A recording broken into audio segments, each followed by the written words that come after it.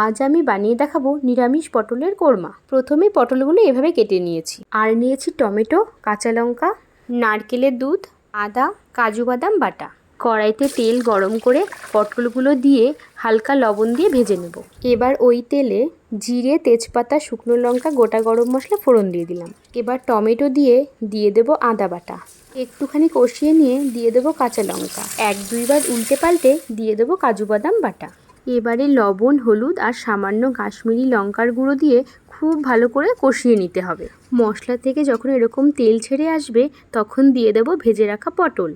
আবারও একটু কষিয়ে নিয়ে দিয়ে দেবো নারকেলের দুধ। ভালো করে ফুটে উঠলে দিয়ে দেবো লবণ, হলুদ। মোটামুটি আমার রান্নাটা হয়ে গেছে। আমি চিনির বদলে সুগার ফ্রি ব্যবহার করলাম, আপনারা চাইলে চিনিও দিতে পারেন। আর সামান্য গরম মশলার গুঁড়ো দিয়ে নামিয়ে নিলেই তৈরি হয়ে গেল নিরামিষ পটলের কোরমা। রেসিপিটি ভালো লাগলে লাইক করতে ভুলবেন না কিন্তু।